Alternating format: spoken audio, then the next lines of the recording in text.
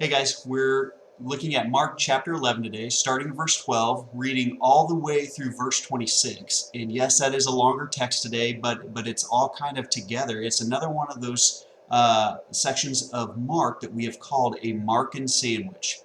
And if you want to hear more about that in detail, go back to some previous lessons, starting way back in chapter 3. But we've had a Markan sandwich happen in chapter 3, chapter 4, chapter 5, chapter 6, and now we're doing it again in chapter 11. But essentially what that is an event or a teaching or something happens, and before we get to see it in its fruition, in completion, or we get to see what the actual teaching is, there's another event that happens right in the middle of it. And it almost always goes together. So for instance, in this one, we're going to read about Jesus cursing the fig tree. And before we see the lesson in that, he's in Jerusalem cleansing the temple, teaching that his temple is supposed to be a house of prayer, not a den for robbers. And then we come back to the fig tree. So the fig tree sandwiches the cleansing of the temple. But I got to tell you, all of this is a big giant teaching on prayer. And so I have a question for you. What is your attitude and your posture and your belief when you come to God in prayer? Because it's not supposed to be something that we take lightly.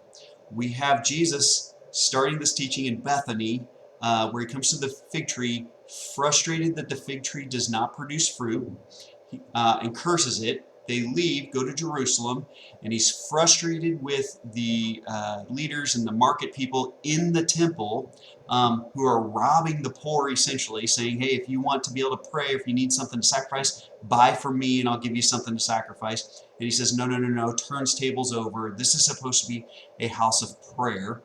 And then we come back to the fig tree, and Peter is in awe that this fig tree has withered away, and he goes, Jesus, the fig tree is withered away. And Jesus' immediate response is, have faith in God. And that's a crazy response to killing a fig tree. So I want to address the fig tree and this idea of prayer. What is your posture? What is your belief, your presence before God? How do you do this? So I think the teaching here is the idea of the withered fig tree. Jesus isn't just around killing nature. He's not around just killing trees for the sake of killing trees. This is what's called an acted parable. So we know that Jesus taught in parables. Quite often he would tell stories. Sometimes they were exaggerated stories, but they were all stories about things that the listeners all knew about: agricultural, business, even different things that we might own, family, all used in the telling of certain stories to proclaim his truth. An acted parable is one that he wouldn't necessarily tell the parable, but he would act out the parable. We have acted parables when he's using children to demonstrate a childlike faith. We have acted parables when he's walking on water to demonstrate the type of faith and focus that we're called to.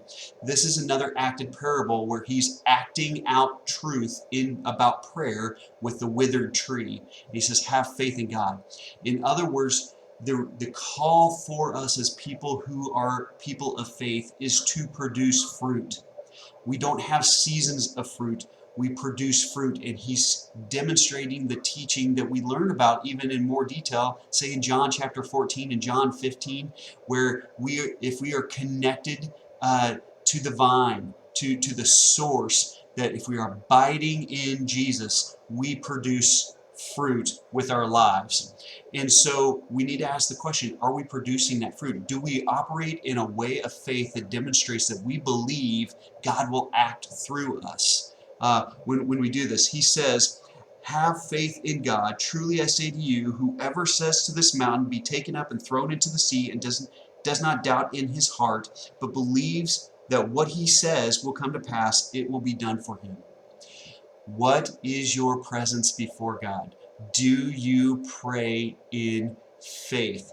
And all prayer is an attentiveness to God, that your life is a prayer to God. Read this passage, really question yourself, question your motives. Prayer is not a wish, not something that may or may not happen, but when we pray in faith that God will act. You guys have a blessed day. Thanks for listening, and we'll talk to you soon.